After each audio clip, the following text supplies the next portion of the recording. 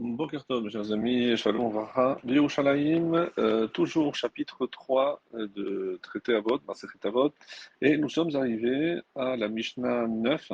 D'ailleurs, la 10 aussi est attribuée au même auteur, qui n'est autre que Rabbi Hanina ben Dosa. Alors, on va juste lire la Mishnah et ensuite on va faire une petite biographie pour rappeler qui était Rabbi Hanina ben Dosa. Donc, Rabbi Hanina ben Dosa disait: quiconque place sa crainte de fauter avant sa sagesse voit sa sagesse perdurer, tandis que celui qui place sa sagesse avant sa crainte de fauter voit sa sagesse péricliter. Dans le même ordre d'idée, il disait: celui dont les actes vertueux excèdent la sagesse voit sa sagesse perdurer, tandis que celui dont la sagesse excède les actes vertueux voit sa sagesse péricliter. Alors, qu'est-ce que ça veut dire qu'elle perdure? Ça veut dire qu'elle se maintient. Et quand on dit qu'elle omit kayemet, donc autrement dit, qu'elle ne se maintient pas. Alors, qui est Rabbi Chaina ben Dosa? Il a vécu à l'époque de la première génération des Tanaïm. Donc, nous sommes essentiellement avant la destruction du second temple. Le Midrash, dans Korel et Rabbah, rapporte d'ailleurs à cet égard qu'il a assisté au départ des habitants de son village, qui se trouvait en Galilée, aux abords de la ville de Tsipori, pour se rendre en groupe au Beth Amikdash, au temple, afin d'y apporter les sacrifices qu'il s'était engagé à offrir. Tandis que lui, trop pauvre pour acquérir un animal, dut rester sur place.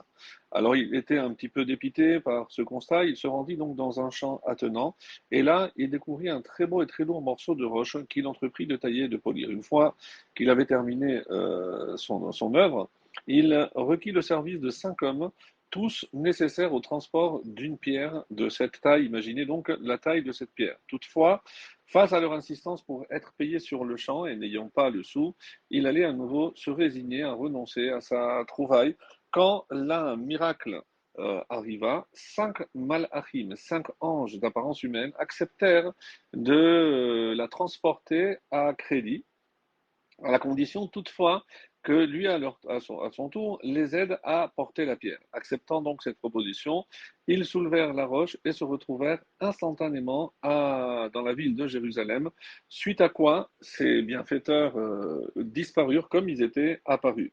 Cette histoire est en fait révélatrice de la personnalité de Rabbi Chaim ben Dosa, qui était connu parmi les sages pour être l'auteur de miracles où, à lui, on l'a fait, il était le sujet aussi, des miracles extraordinaires. En effet, si les enseignements qui nous sont parvenus en son nom restent, on va dire, de fréquence très très marginale, puisqu'il n'est mentionné que 3 fois dans toutes les Mishnayot, les histoires, par contre, relatant son pouvoir de faiseur de miracles sont extrêmement nombreuses dans le Talmud, aussi bien que dans le Midrash. Même Rabban Yochanan ben Zakkai, qui fut son maître durant de très nombreuses années, reconnut ce phénomène et n'hésita pas à avoir recours à ces dons pour sortir de situations extrêmement complexes. C'est ainsi qu'il est rapporté que lorsque son fils tomba gravement malade, Rabban Yochanan ben Zakkai n'hésita pas à descendre de son piédestal, pour ainsi dire, et à supplier son élève de prier pour son fils. Et c'est alors que Rabbi Hanina ben Dosa s'assit, il plongea sa tête entre ses cuisses et il a prié pendant un long moment. Sa prière achevée, le fils de Rabban Yochanan ben Zakkai se leva de son lit en bonne santé et il recouvra toute sa force. Lorsque Rabban Yochanan ben Zakkai rentra chez lui et raconta cet événement à son épouse, précisant que si c'était lui-même qui avait ainsi prié, quand bien même l'aurait-il fait toute une journée, rien n'aurait changé. Celle-ci lui rétorqua alors: mais est-il possible que Hanina soit plus grand que toi en Torah, alors que tu es son maître, soi-disant? Rabban Yochanan ben Zakkai lui a répondu: non, mais alors que je suis comparable à un dignitaire qui se rendrait de temps à autre chez son roi, c'est-à-dire Hachem, lui, il ressemble plus à un serviteur qui vit constamment auprès du roi pour le servir, ce qui fait de lui, on va dire, un auxiliaire beaucoup plus proche. C'est ainsi qu'il est rapporté qu'au-delà de ces miracles qui l'entouraient, il était aussi doté, d'après certains avis, de ce qu'on appelle le Ruach HaKodesh, l'esprit prophétique ou l'esprit saint, qui lui permettait, comme un prophète, de prédire le sauvetage ou, au contraire, allez-nous, la mort d'une personne.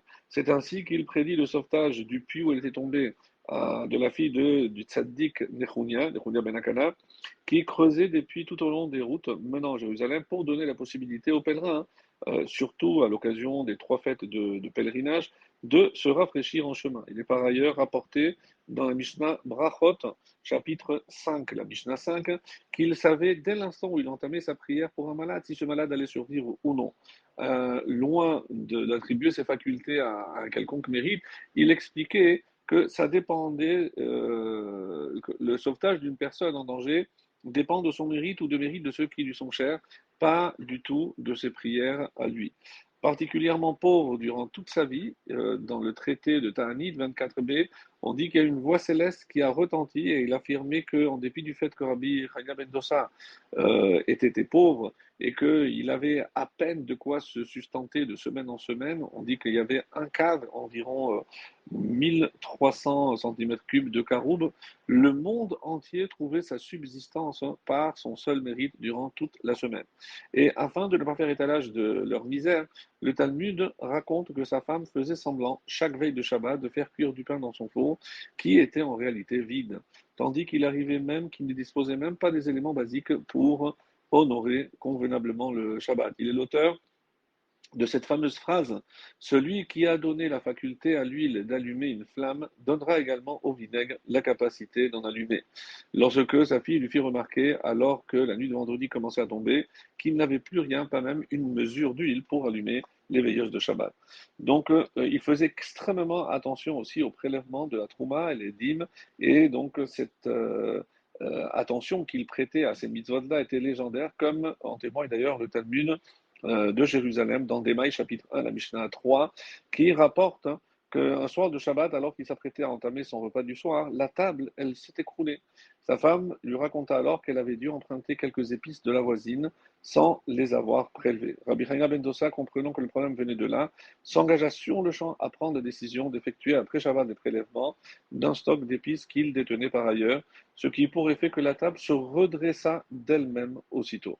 Alors c'est d'ailleurs cette grande piété sans compromission qui a conduit nos sages à dire, au propos donc de Rabbi Chaya ben Dossa, dans Shabbat 112b, si les premiers sages étaient des anges, nous ressemblons à des hommes, tandis que si ceux-ci étaient des hommes, nous ne pouvons pas espérer être davantage que l'âne de Rabbi Chaya ben Dossa. Imaginez.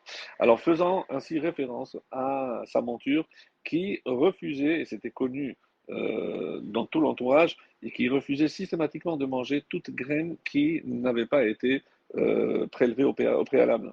Ce qui a conduit d'ailleurs les voleurs qui l'avaient un jour dérobé à l'abandonner en chemin, et c'est comme ça que l'âne est revenu chez son maître. En effet, face à son refus de manger quoi que ce soit et ne sachant pas pourquoi, ils arrivaient à la conclusion qu'elle mourrait rapidement et qu'elle ne leur était donc d'aucune utilité. La Mishnah, dans Traité Sota, chapitre 9, la Mishnah 15, conclut: avant la disparition de Rabbi Chaya ben Dossa, c'est le dernier homme capable de faire des prodiges qui quitta ce monde. Voilà, ça c'est pour avoir une petite idée, mes amis, de qui était Rabbi Chaya ben Dossa. Voilà, je vous souhaite très bonne journée. On étudiera ces propos à partir de demain.